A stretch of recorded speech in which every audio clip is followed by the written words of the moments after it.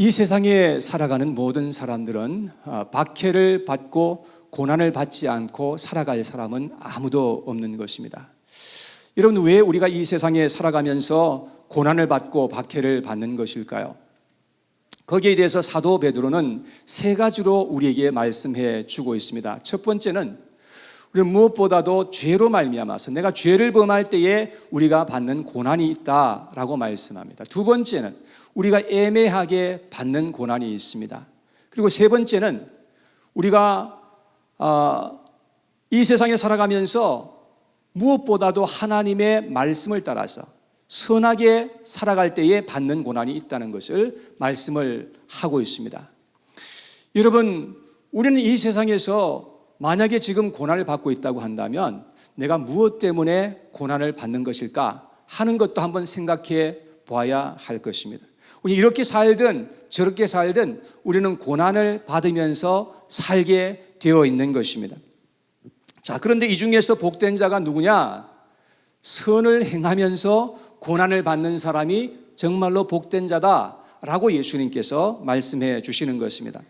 오늘은 팔복의 마지막으로 의를 위해서 핍박받는 자에 대한 말씀을 같이 보도록 하겠습니다. 우리가 살면서 선과 의를 행하면 복이 오고 상급이 오는 것은 그것은 너무나 당연한 것입니다. 그런데 당장에 따라오는 것이 무엇입니까? 그것은 바로 고난과 핍박이라는 것입니다. 근데 반대로 불의를 행하고 거짓을 행하면 당장에 따라오는 것은 편하고 이익이 있을 수가 있습니다. 그러나 나중에는 고난과 핍박이 따라오게 된다는 것입니다. 그래서 육적인 것만 생각하고 현실 위주로 살아가는 사람들은 후자를 선택하면서 살아가게 될 것입니다. 그래서 기회주의로 살고 얄팍하게 살아가는 그런 많은 사람들을 우리는 보게 되는 것입니다. 그런데 그렇게 살아가면 시간이 흐르면 흐를수록 인생이 자꾸 복잡해지는 것입니다. 자꾸 인생이 꼬이게 되고 불행하게 된다는 것을 우리는 알아야 하는 것입니다. 그러나 당장에 어떤 고난이 오고 핍박이 올지라도 의를 행하면서 살아가게 될 때에 우리의 인생에서 하나님의 손길을 경험하게 될 수가 있게 되는 것입니다. 하나님은 반드시 그러한 인생을 아름답게 하시고 복되게 하신다는 것을 우리는 기억해야 할 것입니다. 예수님은 팔복 중에서 네 번째로 말씀하시기를 의에 줄이고 목마른 자는 복이 있다라고 말씀을 합니다. 의에 얼마나 줄이고 목말라 하는지 핍박이 오고 고난이 와도 의를 행하면서 살아가는 사람들이 있다라고 성경은 말씀하고 있는 것입니다.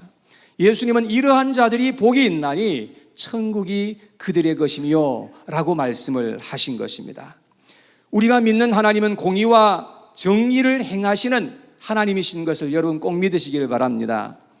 그런데 너무나 많은 사람들은 하나님을 불의한 분으로 생각하면서 살아갑니다. 그래서 하나님은 자기와 같다고 생각을 합니다. 그래서 하나님을 두려워하고 불신하면서 살아가는 사람들이 많이 있는 것입니다. 그런데 누구든지 하나님을 불신하고 이 세상을 살아가면 살아갈수록 큰 죄악 속에 머물게 될 수밖에 없다는 것입니다. 그래서 성경은 하나님을 잘 알아야 한다 라고 우리에게 계속해서 하나님을 알자고 그렇게 말씀을 하고 있는 것입니다. 예레미야서 9장 24절에 보니까 이렇게 말씀합니다. 자랑하는 자는 이것으로 자랑할지니 곧 명철하여 나를 아는 것과 나 여호와는 사랑과 정의와 공의를 땅에 행하는 자인 줄 깨닫는 것이라. 나는 이 일을 기뻐하노라. 여호와의 말씀이니라. 우리가 하나님을 아는 것을 하나님께서 그렇게 기뻐하신다는 것입니다. 하나님은 사랑과 공의와 정의를 이 땅 위에 행하시는 그런 하나님이신 것임을 우리가 깨닫고 살아가야 할 것을 우리에게 말씀하시는 것입니다.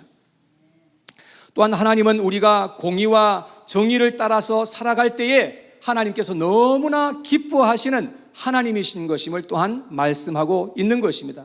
왜냐하면 우리 하나님은 정의와 공의의 하나님이시기 때문에 그런 것입니다. 그래서 하나님의 영이 우리의 마음속에 임하게 될 때에 사람들은 의롭게 살고 선하게 살고자 하는 그런 거룩한 열정이 우리의 마음속에 임하게 되는 것입니다. 반대로 세상의 영이 우리 안에 충만할 때 어떻게 됩니까? 사람들은 더럽게 살고 추하게 살고 그리고 간교하게 살아가게 되는 것입니다. 그래서 사도 바울은 고린도전서 2장 12절에 이렇게 말했습니다. 우리가 세상의 영을 받지 아니하고 오직 하나님으로부터 온 영을 받았으니 이는 우리로 하여금 하나님께서 우리에게 은혜로 주신 것들을 알게 하려 하심이라. 여러분, 세상의 영을 따라서 살아가게 되면 뭐가 뭔지를 모르고 정말 무지하게 살아갈 수밖에 없게 되는 것입니다. 하나님이 어떤 분이신지, 하나님의 그 은혜가 무엇인지 도무지 알지 못한 채 이 세상을 살아가게 되는 것입니다. 그러나 하나님의 영이 임하게 될 때에 우리는 점점 더 하나님을 알게 되고 하나님의 은혜가 무엇인지를 알게 되고 그래서 감사와 감격이 있는 삶을 살아갈 수가 있게 되는 것입니다. 성령은 우리 속에서 거룩한 열정을 계속해서 불러 일으키시는 것입니다. 빌립보서 2장 13절 말씀에 우리 한번 같이 읽어볼까요? 시작. 너희 안에서 행하시는 이는 하나님이시니 자기의 기쁘신 뜻을 위하여 너희에게 소원을 두고 행하게 하시나니. 성령께서는 하나님의 기뻐하시는 뜻을 우리에게 심어주신다는 것입니다. 그러니까 우리가 이 세상에 살면서 이기적으로 살려고 하지 않고 하나님의 기뻐하시는 뜻을 행하면서 살고자 하는 그런 마음을 우리에게 부어주신다는 것입니다. 시편 33편 5절에 보니까 이렇게 기록합니다. 다 같이 시작. 그는 공의와 정의를 사랑하시며 세상에는 여호와의 인자하심이 충만하도다. 우리 하나님은 공의와 정의를 사랑하시는 분이라는 것입니다. 하나님의 그 인자하신 그 사랑이 이 우리가 사는 온 땅에 충만하다고 성경은 이렇게 말씀해 주시는 것입니다. 하나님의 영이 임하시면 이러한 하나님의 마음이 우리에게도 깨달아지게 되고 그래서 우리도 그렇게 살고자 하는 그런 마음으로 이 세상을 살아가게 된다는 것입니다. 하나님은 하나님을 따르는 모든 자들에게 하나님의 공의와 정의를 행하며 살아가기를 간절히 원하시는 것입니다. 하나님은 이렇게 살아가는 자들을 기뻐하신다고 성경은 계속해서 말씀하시면서 너희들도 공의와 정의를 따라서 세상을 살아가라 하고 말씀을 하시는 것입니다. 하나님은 믿음의 조상 아브라함을 택하셨는데 이 땅에서 공의와 정의를 행하면서 살아가라고 그를 택하셨다고 성경은 그렇게 말씀합니다. 창세기 18장 19절 말씀에 다 같이 시작.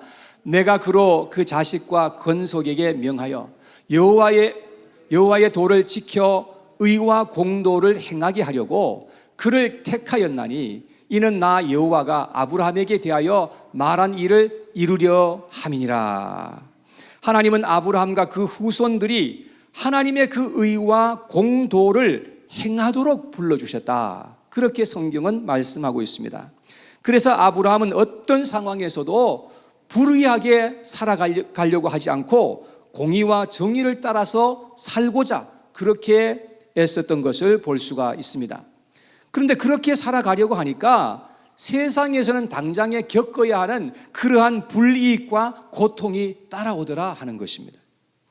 그러나 하나님은 우리가 어떤 손해가 오고 핍박이 오더라도 공의와 정의를 따라서 살아가라고 그렇게 말씀해 주십니다. 그러면 내가 너희에게 상급이 되어 주겠다.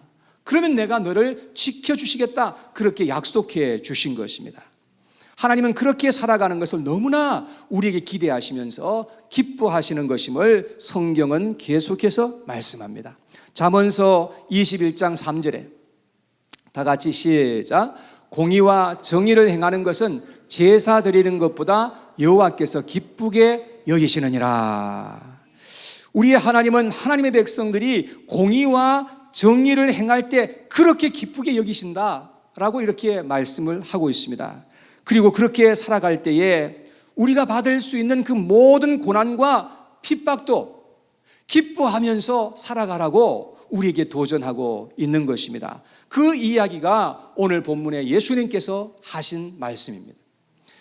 오늘 본문 5장 11절 12절 말씀에 11절 12절 말씀에 같이 한번 읽어봐요. 시작.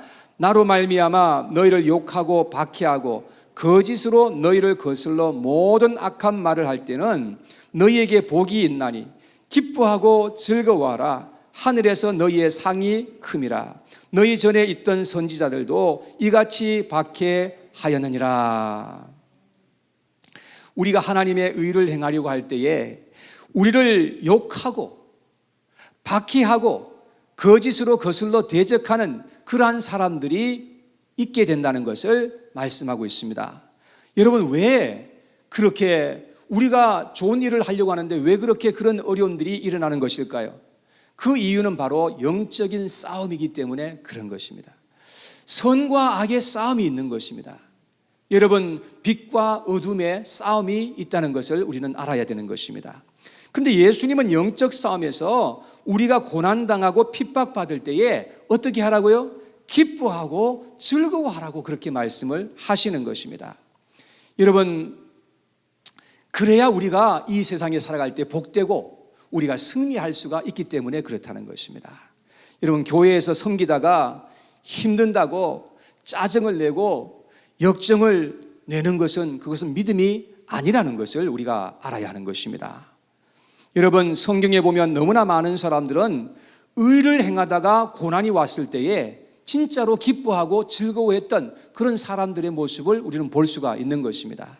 대표적으로 모세는 하나님의 백성들과 함께 고난받기를 잠시 죄악의 낙을 누리는 것보다 더 좋아했더라 하고 말씀을 하고 있습니다. 베드로는 복음을 전하다가 이 공회에 잡혀 들어가서 매를 얼마나 맞았는지 매를 맞고 나오면서 그는 그렇게 기뻐하더라고 성경은 그렇게 기록하고 있습니다. 사도 바울도 복음을 전하다가 감옥에 갇혀버렸습니다. 근데 감옥에 갇혀서 그 얼마나 기뻐하고 기뻐했는지 성경은 우리에게 기록하고 있지 않습니까? 우리가 고난 속에서도 기뻐할 수 있는 이유가 무엇입니까? 그 이유는 그 고난 속에서 하나님이 함께 하시기 때문에 그렇습니다. 하나님이 우리에게 복되다고 말씀해 주시는 하나님의 말씀이 있기 때문에 그런 것입니다. 그리고 하늘에서 받을 상이 크다고 주님께서 우리에게 말씀해 주시기 때문에 그런 것입니다. 여러분, 하늘에서만이 아니라 우리가 사는 이 땅에서도 하나님께서는 우리에게 상을 주시고 은혜를 베풀어 주시겠다고 약속하시는 그 말씀이 있기 때문에 그런 것입니다. 자, 그러면 예수님이 오늘 본문에서 말씀하시는 의, 그 의는 어떤 것인지를 잠시 한번 생각해 보겠습니다. 여러분, 의를 위해서 핍박받는 자는 복이 있다고 말씀하셨는데 예수님 말씀하시는 그 의가 어떤 의인 것입니까? 여기에 대해서 한번 우리가 짚어보면서 가도록 하겠습니다. 첫 번째, 나의 생각을 따르는 것이 아니라 하나님의 약속하신 말씀을 따르는 것이 의입니다. 여러분, 다시 한번 말씀드리겠습니다. 나의 생각을 따라가는 것이 아니라 하나님께서 약속하신 그 말씀을 따라가는 것, 그것이 바로 하나님의 의인 것입니다. 많은 경우에 사람들은 자신의 기준을 정해놓고서 행하면서 나는 의롭다고 그렇게 말하는 경우가 많습니다.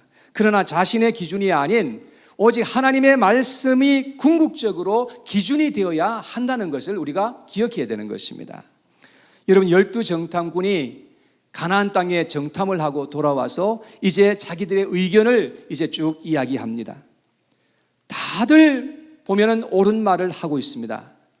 그들의 말만 들었을 때는 10사람의 말이 훨씬 더 옳았던 것을 볼 수가 있습니다. 한마디도 틀린 말이 없었어요. 다 옳은 말을 하고 있었던 것입니다. 그런데 갈렙과 여호수아는 하나님께서 약속하신 말씀에 근거해서 모든 것을 보고 말하였던 것이었습니다. 여러분, 이러한 것이 하나님께서 보실 때의 의로움인 것입니다. 그런데 갈렙과 여호수아는 이렇게 의롭게 행함으로 말미암아서 사람들에게 욕을 먹고 하마터면 돌에 맞아서 죽을 뻔했어요. 여러분, 그러나 그들이 의를 행하였기 때문에 그들은 가나안 땅에 들어갈 수 있는 영광을 얻게 된 것이고, 그들은 그곳에 들어가서도 가장 좋은 땅을 차지했던 것을 볼 수가 있는 것입니다. 우리는 내 생각을 따라서 말해서는 안 되는 것입니다. 내가 이 환경을 따라서 우리가 행동해서도 안 되는 것입니다. 또 다수의 의견을 따라서 우리가 결정해서도 안 되는 것입니다. 우리는 오직 생명이신 하나님의 말씀을 따라서 말하고 우리가 결정하면서 나아가는 그런 하나님의 백성들이 되어야 한다는 것을 말씀하고 있는 겁니다. 여러분, 그것을 하나님께서는 의롭다고 그렇게 말씀해 주시는 것입니다. 여러분, 우리가 의를 행하면 살아갈 때에 핍박이 찾아오고 고난이 온다고 성경은 말씀하고 있습니다. 여러분, 사람들은 왜 우리를 미워하는 것 같습니까? 여러분, 그 이유가 있습니다. 사람들이 우리를 미워하는 이유는 우리가 하나님의 말씀을 따라서 세상이 악하다고 말하기 때문이요, 우리가 세상 사람들과 다르기 때문에 그런 것입니다. 요한복음 7장 7절에 예수님께서 이렇게 말씀을 하셨어요. 세상이 너희를 미워하지 아니하되 나를 미워하나니 이는 내가 세상의 일을 악하다고 증언함이라. 예수님이 세상을 악하다고 하시니까 사람들이 회개하기는커녕 예수님을 핍박하고 잡아서 죽여버렸던 것입니다. 여러분, 온 세상이 우리를 미워하는 이유는 세상의 죄를 죄라고 말하기 때문에 그런 것입니다. 동성연애하는 것이 악하다고 하니까 우리를 못 잡아먹어서 난리인 것입니다. 만약에 우리가 동성애도 괜찮다 그렇게 하면 우리가 핍박을 받지 않을 수 있을 것입니다. 그런데 이제는 법안을 만들어서 동성애가 죄라고 하면 핍박하는 그런 세상에서 지금 우리는 살아가고 있는 것입니다.